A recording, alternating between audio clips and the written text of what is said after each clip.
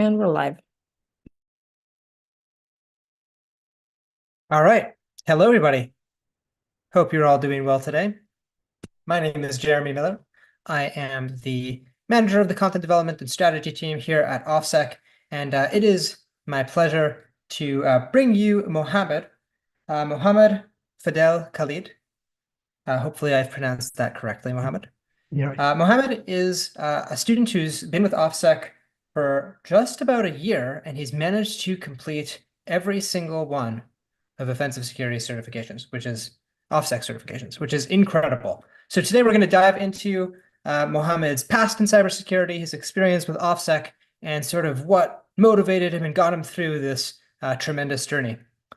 So Mohamed, let's start with you. Tell us a little bit about your background and what got you interested in cybersecurity in the first place. Okay, first of all, I want to thank you for this opportunity, and I'm very happy to be with OffSec today. It's really a good opportunity to share my experience.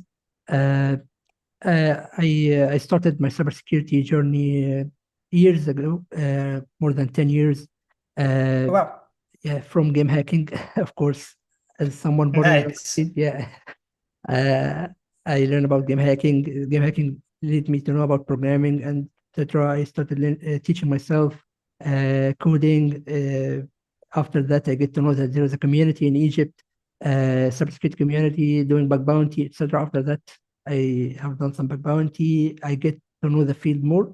I have experience in not just the offensive security part, but also other parts of the cybersecurity domain. But I love the offensive security part. It's very challenging, and I think it makes you think a lot, and it makes you develop and learn along the way. It doesn't stop.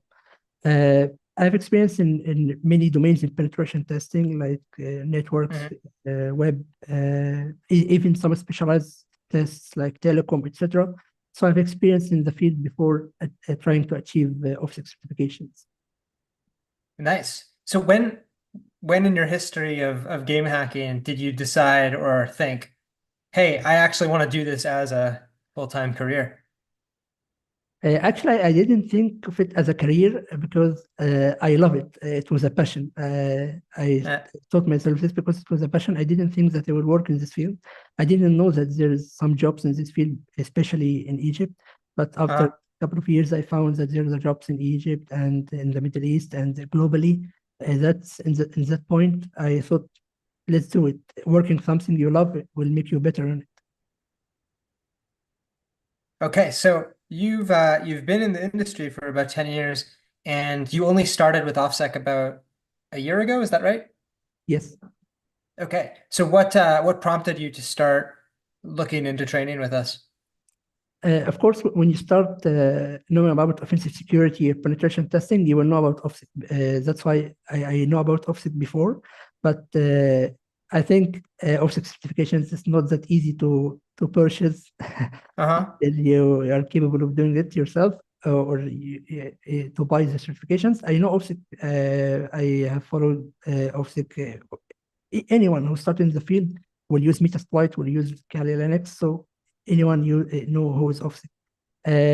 I purchased the certificates when I was able to do this financially and mentally. I found myself bored, and I want a harder challenge. And I know if you want it's a harder challenge, you will go to OffSec. Okay, yeah. And when we first started talking, Mohammed, I thought your background is so well placed. I thought it was a Zoom background, but now I see you actually have all the certificates behind you. So that's fantastic. That's really cool. Tell me about your first one. What's the first course you did with OffSec, and what was your experience like going through that? Actually, my first certification or exam, I scheduled this exam on the same day I started the subscription. I started my subscription at 18 March. After 2 hours of the start date or the start hour, I started the pre-P exam. Okay. Yeah, it was very hard, but the exam itself is not that hard. I love it so much, but I did this to push myself to the limits, to adapt to the time slots, to the limited time I have. Yeah.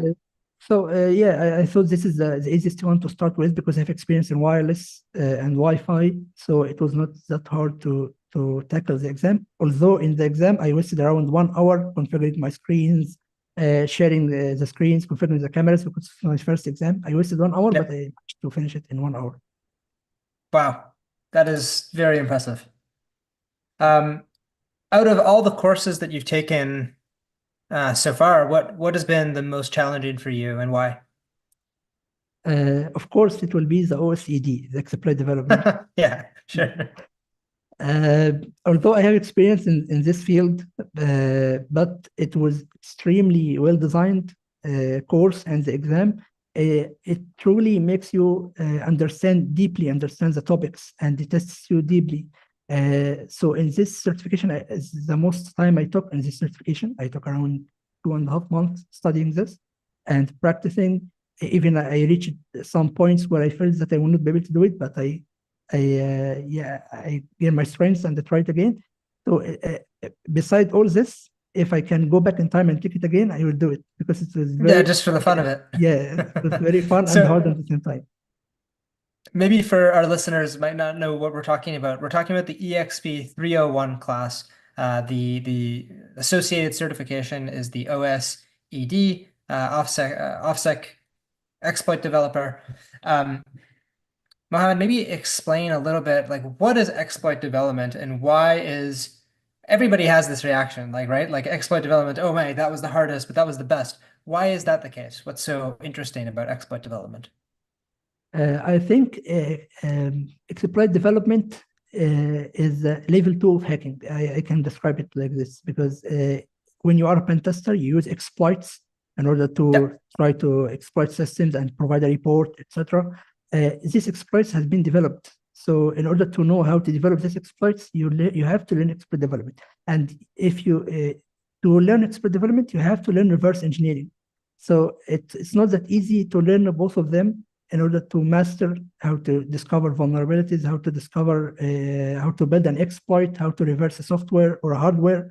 It's a very challenging field, but I love it because it allows me to get deeper into the internals of systems. So how Hmm. Windows, how Windows is built, how Linux is built, how the applications are built. So this is what pushed me to love this field. Can you describe sort of the difficulty bump of going from like using exploits to actually developing them? What was the challenge for you in sort of changing that mindset? Of course, it's completely different perspective. In usual Hmm. pen tests, you are used to get an exploit, run it, or use a tool to help you. But the other perspective, or I can call the research perspective, is a completely different perspective. You have to yourself, without any help, try to build the exploit based on what you have imagined as a vulnerability. So it's a very hard concept to adapt. But of course, with some practice, you will get to use it. Um, I think the most challenging part was learning about the internals or use all of your knowledge because I taught myself even the basics, how to write an assembly, how to how what is the Windows API, what are its components. Learning all of these topics myself was very challenging, but after get to use it, I am able to do my own research and build Hmm. my own exploit. And actually, it's completely perfect thing to feel that you have created your own exploit. It's very good thing. Right. Yeah. Yeah. I think there's a difficult thing to explain about exploit development to people who haven't done it before, which is if you can write an exploit for something, then you understand that thing to the zeroth level. Like as deeply as a human being can understand something, you understand that thing, even if it's a really, really small thing. And that feeling just feels so amazing. It's like it's very difficult to describe. Yeah, it's powerful, very powerful. Yeah. So inevitably in this journey, never mind the fact that you did it so fast, just the sheer amount of content that you've gone through and the amount of labs and exploits and systems, you must have, I'm sure, gotten stuck at some point. Um, what's that like for you? How do you describe and experience the feeling of getting stuck? Yeah, of course, I feel this a lot, but especially in OSED, I got frustrated a lot. Yeah. But I think there are many pillars you have to follow in order to avoid frustration. First is to remain Hmm. dedicated. That's why when I started the subscription, I scheduled all my exams beforehand in specific dates, and Uh-huh. I promised myself that I will not uh, move any date. I will finish all the exams at the same date I have scheduled. To avoid frustration, uh, do not remove or do not forget about topic you don't understand. For me, for example, uh, if I don't understand the topic, it frustrates me more. That's Right. why, yeah, that's why I try to find another way to understand the topic in order to trick my mind into grasping the concept. For example, if I didn't understand the topic from reading, I see the video, I write myself on the paper, draw a diagram, even studying in another place than home in order to convince my mind that this is not just a study, we are doing something we love. So Hmm. doing all this together will make you avoid frustration. Yeah, I like that a lot. I think a lot of learners will see some output of something that they don't understand, and they'll get frustrated by it because let's say you type a Python script and you get a traceback that like fills your terminal twice and you're like, oh, I don't even know where to start. A lot of people will gloss over that output and they'll just sort of barrel through and go to the last line and see what it tries. What it sounds like you're saying is no, no, I want to make sure I really understand every single part of this error. Is that what you're saying? Yes, exactly. When you understand something that frustrates you before, you will be more happy. For myself, I can say this. Myself, I don't get happy from, for example, by going to the beach. I get happy by understanding very hard topic. That's what makes me happy. Exactly. And if you get to do your hacking from the beach, then you're you're Yeah, double happy. yeah, exactly. That's good. Um, was there a moment where you felt overwhelmed and like the frustration just got too much and you're like, oh man, I'm just done for the day? Yes, I got to this one point. Of course, in OSED, I felt that I In will the not in the be able course to or the exam itself? on the course. In the Okay. course, when I'm doing the challenges, Yeah. I adapt a specific method in study, what I call Hmm. the rapid precision method, where I try to solve the challenges first. I know this is Mm. hard, but because I've experience, I had tools and capabilities to start the challenge and stay in the challenge a couple of days. So one of the challenges, it was very hard, and I kept trying to solve the challenge for 1 week, and it was very extremely hard. I got frustrated. I told myself why I'm doing this. uh, I left the computer and stayed for a day without accessing Hmm. my devices. After that, I came back and I tried to understand it from another perspective, as I mentioned, uh, using paper, drawing diagrams, and I was able to understand the concepts that I was missing, and I was able to solve the challenge. That this pushed me further. Right. Um, maybe you've kind of already answered this, but we'll see if you have a different answer or if it's the same. Uh, which of the areas of your study do you find the most transferable across other aspects of cybersecurity?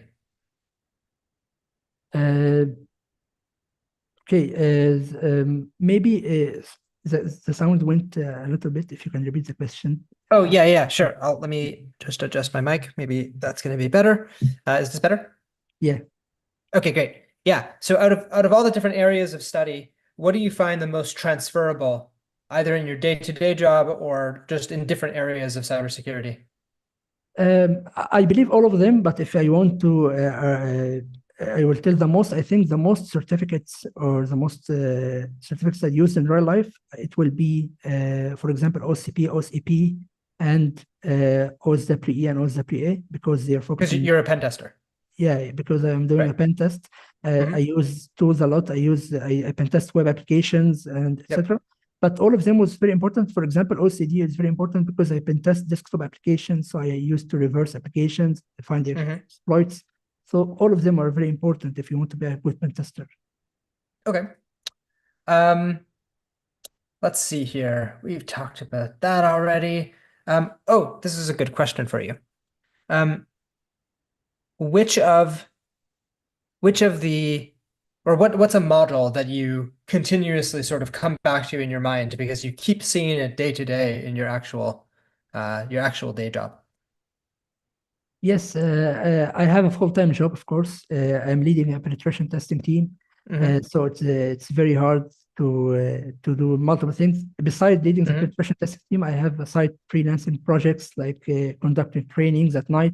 So my schedule was full from 9 a.m. to 5, and from 9 p.m. to 11, I have courses. Hmm. So after work, I usually sleep for a couple of hours, and I start to study every day from 11 and a half till 4 a.m. And after that, I 11 get and a half to 4 a.m. to every 4 day. a.m. Yeah. After that, I get sleep. Wow. It's very hard to No do that. wonder you were able to do it all in a year. That's amazing. It's very hard. And even in weekends, full day weekends, I study and try to solve the labs. Wow, that's incredible. So let me just do the math in my head here. On average, you were spending more than 30 a week, 30 hours a week studying on Yeah, top yeah, of your day-to-day job and your freelancing. exactly. Wow, that's incredible. Do you find that you said you lead a team? So actually, I have a bunch of questions about that. Um, do you find that people on your team tend to study nearly as much as you, or are you sort of the outlier in the group? No, well, I think many members of my team are trying to achieve Yeah, like this, and I think incredible. yeah, they are pushed a lot, and they when they know that I have done this, they came and Hmm. asked me how I have done this, and that they wanted to do like the same, and I give them the methods I use and how to focus, and I told them that you can do it. When I have completely the opposite. When I started, all my friends told me that I will not be able to do it, but yeah, but I tell my teammates that you can do it, but you have to be dedicated and you have to invest a lot of your time. Um, I'm gonna throw you a hard one now. Um, what lessons have you learned from learning hacking, learning cybersecurity that you have applied to your role as a leader of a team? I think that pen testers are different people. I think they are not ordinary employees. You cannot Hmm. control pen tester like you control an employee. Yeah, they have a different mindset. Yeah, that's why. Since I'm leading the team, I have to deal using different methods with my team. I know they are Uh-huh. talented, so I try to encourage their skills and try to develop it. Hmm. Since I'm also a technical person, I try to develop my skills with them, and uh, all of them have the passion. Anyone uh, started penetration testing or hacking, I know they are passionate about it, and they're trying to learn Hmm. more. Fantastic. Um, what are areas of like real life outside of work, outside of cybersecurity that you think the mindset of being a pen tester sort of applies to? I think the method of thinking, the idea that that everything can be hacked, or the idea that how things are built. This is very Hmm. interesting. I from hacking, and I learned about reverse engineering that allowed me to try to understand how everything is built. That's why Uh-huh. in every day, in day-to-day life, when I see something strange, how it's built, how what are its components, and of course, this helps me a lot because I am a trainer, how to teach the students about concepts in deeply, how they can think, because all of this allowed me to adapt a new methodology of thinking. Hmm. Tell me more about your methodology. I think, as I mentioned in my blog, I think when you get into hacking a lot and developing your skills, you will start it to go into a point where your mind will try to tell you the solutions for the problems, even if you are not conscious about it. Hmm. Let me try to uh, tell you more about it. For example, when you are trying to solve a problem, a complicated problem that you need to build stages in order to solve it. On the first stage, you will not understand that you're doing it well, and you will not understand that you are doing something at all. But your mind will tell you that continue in this path, and at the end you will find the solution. Uh, Doing this at the end, you will understand what you have built before. So this thinking methodology you will build from trying to understand things the harder way, like the try hard methodology. That's why I love it, Right. because when you try to solve a challenge, you don't know its solution, your mind will not try to search for the easiest path. Our minds always try to search for the easiest path in order to solve a problem. Right. But when you solve a challenge without a problem, you eliminate this solution to your brain. So your mind will focus on solving the problem instead of focusing on finding the solution itself. Right. I like that a lot.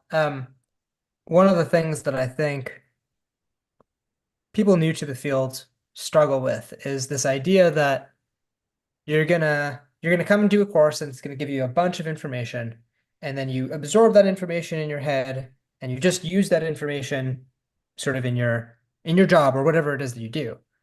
And there is that, like that is important, of course, but there's another skill there, and that's sort of the skill that you're hinting at, which is being able to look at a problem without knowing how to solve it and to think through it without having the answer already in your head. Um, how have you found, especially with leading a team, when you find that people get stuck or they get frustrated, how have you dealt with sort of guiding them through this methodology? Of course, the first part is to accept failure. If you didn't Hmm. solve the problem immediately, it's okay. You Yep. have to take your time and try to look at the problem from different perspective, and you have to balance between giving up and taking my time. So I will not Right. give up early, and I will not leave myself till frustration. So I have to balance, and it's okay if I didn't solve the first problems. I didn't have to know how to think. Solving multiple problems will lead you to build your own methodology. That's why in our field, there's CTFs. CTFs in our field, it's very important. And it's for this reason. You will try to solve. If you fail, you will understand what you have missed and you will Right. go to the other problem, etc. Yeah, you clearly have an appreciation of failure as a learning mechanism and not as sort of the final outcome, which I think is really important. Yes. Um, what da, da, da, da, da, da. Let's see here. Um, what So we've talked a lot about, your experience coming into OffSec with your 10 years of previous work and experience. Um, what sort of advice would you give to somebody who's not experienced in cybersecurity and looking to get their foot in the door, maybe with an OffSec course? What would you recommend to that person? How would you explain to them what they're getting into and how they should think about things? Yeah, I think the first advice is that do not take these OffSec courses as ordinary courses you have taken before, because the methodology here is different. As I mentioned, it's built on the try harder methodology. You have to adapt into the concept of trying and trying again and trying again till you solve your problems. So when you approach OffSec, I think the most well-known certificate is OCCP. I think it's Mhm. a good entry level certificate for penetration testing. Maybe some people will have to understand basics first before entering OSP.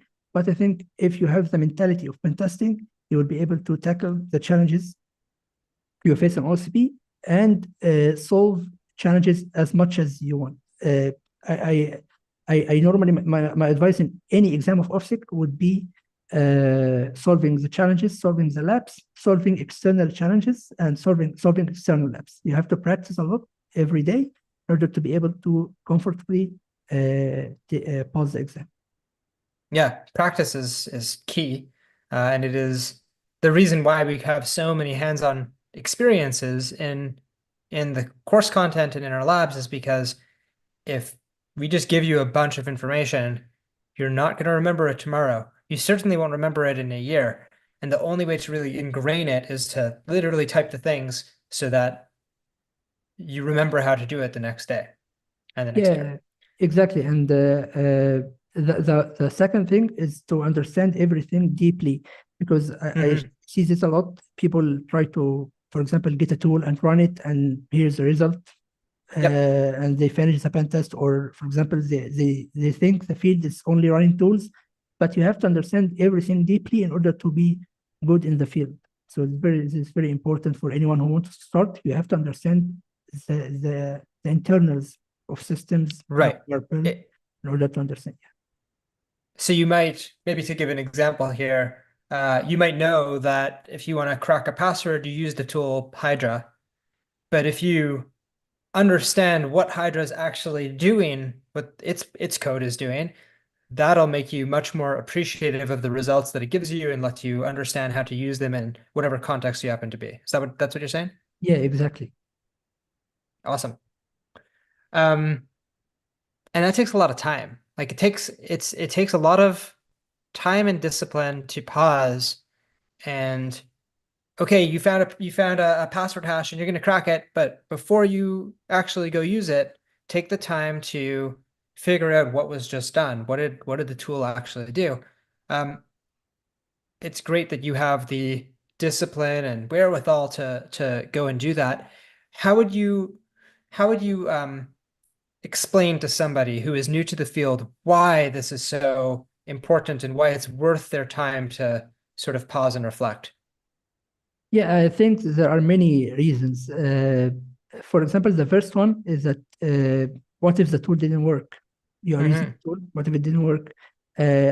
For example, I had many scenarios for a pen test where I was not able to pen test with, for example, Kali Linux, or I was not able to use my laptop, or I performed a pen test with other devices that have no tools, only programming language exists. So, uh, uh, understanding how everything is built, what what are the attacks, and why these attacks happen. Hmm. For example, for the password cracking example, if you know how why you are cracking this hash, why it's crackable, you will adapt to any situation you are facing. This is very important in pen testing. You have to adapt in any situation. Hmm. And of course, after that, the research. If you want to be a good researcher in the future, you have to understand everything. Research is completely different from pen testing. You are not just using the tools. You have to understand each part of what you are doing in order to be a good researcher. Right. Um, you have so most of OffSec's certs. You haven't have you done the OSEE yet? EXP 401? No, but I am willing to do it. Yeah, You want to, I'm sure. Yeah, I was surprised that you said that that wasn't the hardest one. So I'm sure that you're going to find that when you have the opportunity to do that, yeah, I know. it is much harder. So other than going deeper into exploit development, what are the other areas in cybersecurity that you're interested in learning more about? I think everything related to offensive security or penetration testing, because I get to know many fields like telecom security or telecommunication penetration testing, IVR penetration testing, USC penetration testing. So I have experience Hmm. in different fields. I want to explore these fields more. I want to explore cloud penetration testing, and I hope really OffSec have designer certification for cloud, uh, and doing a research. Okay, In future, I hope I do research more and I help the community. fantastic. Um, okay, we are going to start to take some of the questions that you have asked Mohammed in the chat. Feel free to keep asking questions, and we'll get to them. So I will read these out to you, Mohammed, and then if I have anything to add, I will do so at the end. Um, what? So I think you've answered this because you have 10 years of experience. So let me maybe change the question. The question is, what preparations have you done before the OSCP exam? Did you complete any proving ground machines? Let me change this a little bit. If somebody was doing PWK or Pen 200 with less experience than you, what would be your device of okay, they start Pen 200. What would you say that they should do to get to be able to take that exam? Okay, so let me answer in two parts. The first part, for Hmm. my preparation, as I have experience in the field, I tried to solve the challenges and I solved the challenges. I said, why You not? started there. Yeah, I solved the So challenges. just skipped all the content, boom, challenges. Nice, I Because, like it. because I already know it was not hard. Actually, I finished the OCP in 5.5 hours and I got 100%. It Oh was my gosh, it, that's because of incredible. experience in the field, it was not hard to me. But for any Uh-huh. new pen tester, I think you have to solve the challenges and don't miss anything of the content, and solving the labs. Of course, proving grounds are a great resource. And the most important part for your first exam in OffSec is to focus, is to read the exam guide very carefully in order to not miss anything. And train. And of course, do not overthink. Be be relaxed and practice a lot. You will pass the exam. Uh-huh. Yeah, it is surprising how often uh folks need to be told go read the exam guide. Yeah, there's a lot of good Exactly. information in there, and it's available. You can find it online. Okay, the next question I love. I think it's so important in this industry for many reasons, and I could talk about why in this industry in particular. But let me hear your thoughts first. Um, how do you deal with burnout, or how have you seen people deal with burnout? I think it's different from person to person, but for this field, or let me first talk about myself. For myself, I deal with burnout by taking breaks, of course, but trying to understand something new. If Hmm. Because this gives me the power. Uh, uh, I, they say knowledge is a power. Hmm. When I try to understand a new thing, it pushes me and allows me to avoid burnout and frustration. But of course, accepting your burnout is very important. You don't have to push yourself to over burnout. If you are burnt out, you have to take break, relax. It's okay, and after that, come back and try to uh, learn new topics or try to learn the same topic you are stuck in, and you will be able to pass your, or for example, bypass your burnout. Hmm. Yeah, yeah. It's fun to think about it. I haven't actually thought about it this way, but like thinking about it as you yourself are the system and how do I hack myself? That's a really interesting perspective to have. Um, I think one of the reasons why burnout is so prolific in this industry is because there's so much information out there and there's so much going on that you can't possibly keep up. No matter who you are, you can't keep up with everything. There's just too much stuff. And so I feel this is just my opinion, but I feel that if you accept that and you are okay with not being the very best in every single domain, you will be able to then focus on the things that either are going to advance your career or that you're interested in and passionate about, or even that's just practical, that what you need to do in your day-to-day job tomorrow. Um, as Yeah, soon as you sort of can pick a path and focus, that lets you sort of let other things pass a little bit. yeah, exactly. Um, the other thing I'll say on this topic is that burnout often happens because you feel a certain amount of powerlessness. Like I've never heard somebody who, at least in this field, in other places maybe, who felt that they were learning and growing and developing and really happy with their work-life balance, uh, and was also burning out. It's often when people spend too much time trying to study, study, study, study, study, and they feel like they're not getting anywhere and they're frustrated, and then they have no work-life balance. That's when burnout starts. And so there's a paradox, not a paradox, there's an irony in that sometimes doing less is actually the thing that unlocks you to be able to do more. You're Yeah, not in your head, but you study from 11 a.m. till 4 a.m. So uh, I'm not sure that this particular point resonates with you, but it might resonate with other people in the audience. no, of course, at one time I faced this, of course, because uh, I got frustrated a lot, especially from the beginning. Because that's why anyone who starts in the field, I tell them to stay calm. It's okay to be distracted. It's okay to feel that you don't understand anything. And a couple of maybe a couple of months when you started, you will start to know and understand what are the missing parts, what I am doing, and why I'm doing this. In this part, you will understand the power that you have, and it will make you bypass your frustrations. Yeah, yeah, that's well said. Let's see here. Okay, we've talked about getting stuck in learning. right? You're trying to learn a new exploit in a course and you get stuck, and how do you deal with that? But what do you do when you're stuck in an actual engagement, a pen test professionally that you're getting paid for? Like, how do you deal with that? What do you do? Of course, practicing a lot will make you capable of bypassing these situations. But for example, uh, you are able to search during your tests. That's why you Mhm. have to improve your researching capabilities and try to understand the system. If I face scenarios that I am not capable or I do not understand what I will be doing, I already face this a lot in telecom pen testing. I started doing telecom pen testing myself. There's no resources Mhm. to understand about telecom pen testing, not even courses. I have to read research papers. I have to analyze the protocols myself during the assessments.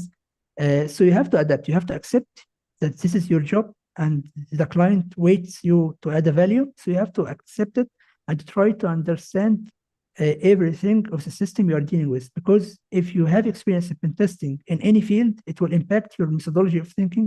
So you Right. will apply it on any other field. If you truly understand this, you will be able to find vulnerabilities or test any kind of system. Another thing on this topic is that you can provide value even if you actually haven't found a vulnerability or exploited a vulnerability. Because if you can go to a client and say, okay, listen, I've tried these 100 things and none of them worked. Here are some other things that I could try if I had more time, but the 3 weeks are up or whatever the engagement length is. Like that still gives that team the ability to look at your report, see what was done, go replicate it themselves, go look at other avenues. So our job as pen testers is not go hack the company. It's provide the client with a next set of actions that they can go do so that they can make themselves more secure. And if you reframe your success or reframe what it means to be successful as providing value to the customer rather than hacking the company, that changes sort of your mindset around it, and you can live with yourself without having been successful in the sense of hacking the company. Yeah, actually, pen testing, you test a system to prove there's a vulnerabilities or not. So there's another choice or another, the not is a success itself. If you didn't find any vulnerabilities, you are adding value to the customer. But if you truly Right. didn't find any vulnerabilities, Yeah. I mean, it's very rare, but it's happened to us before. We've been on engagements where especially those clients that have been with us for a very long time and we've had years and years to work with them, at some point they've become just really hardened and it's like, well, you guys are doing great. Like we're not finding anything new. Which is ultimately where we want to get to. So um, you can't prove a negative. You can't prove that something is secure by definition. But if you can show, hey, I have tried all these different techniques. Oops, I almost threw my mic on the ground. Can you still hear me? yeah, Feel good? You've tried all these different techniques and you've looked at these endpoints, and here's the amount of time that you spend on each thing. You're still able to provide some value that way. There's the aspect of building a relationship, right? With your, I'm speaking from the perspective of an external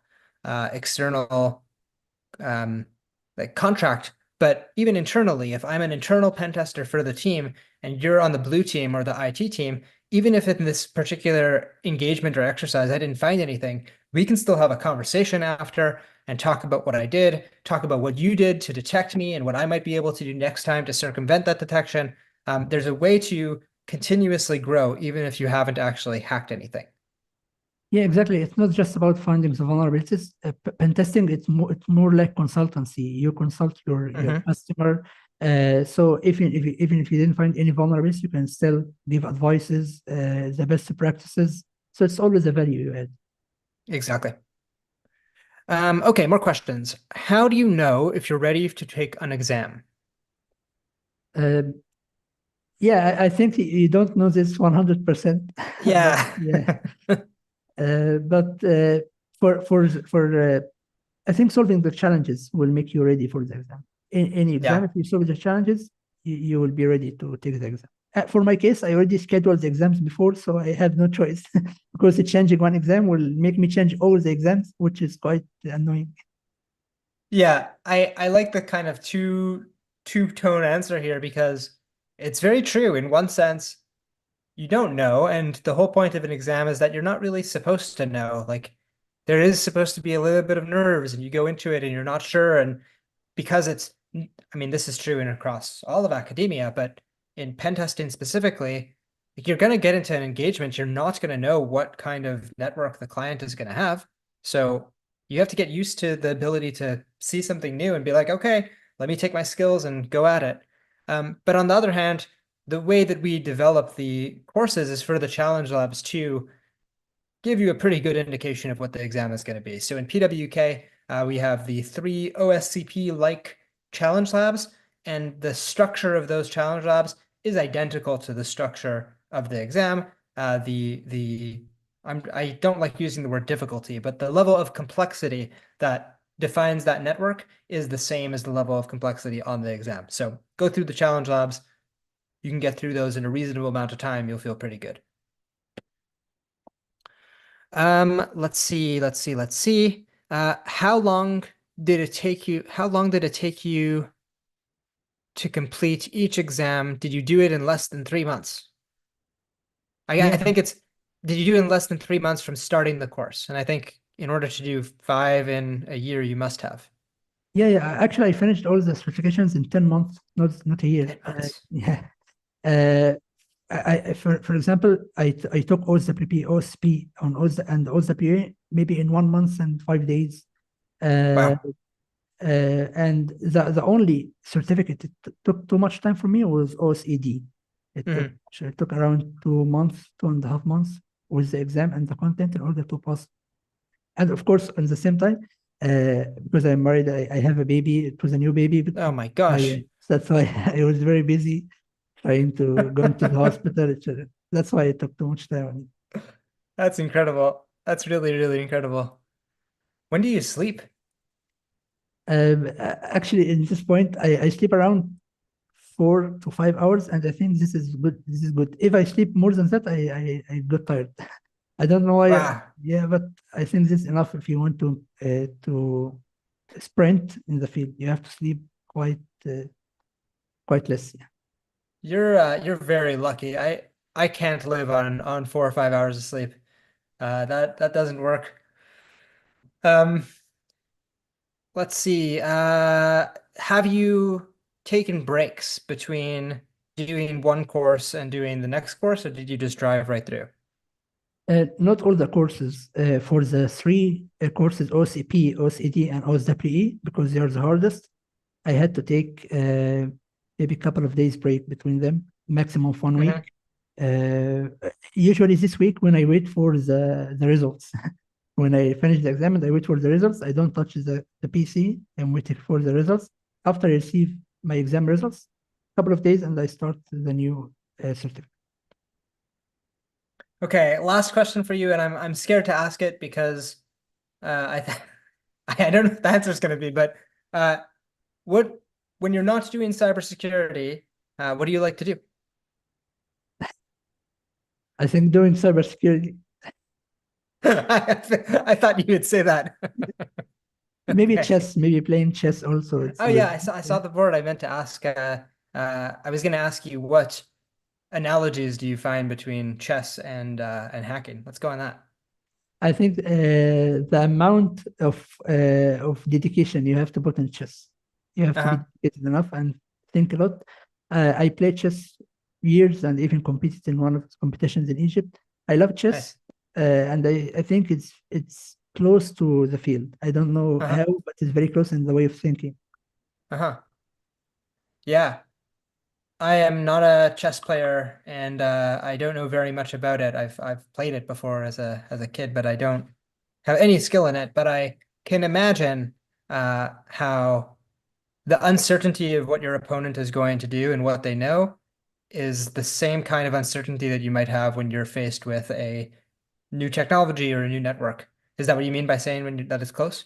Yeah, yeah, and how to adapt. in a chess, if someone play a specific move, you have to adapt this move and try to find a way. Right. Exactly like fantasy. Okay. We got one more question that came in. Last chance to the audience if you want to ask more questions because we're going to wrap it up soon. What is your opinion on API pen testing and AI and machine learning pen testing? If I heard it clear, API and AI pen testing. Yeah, the question is, what is your opinion? I'm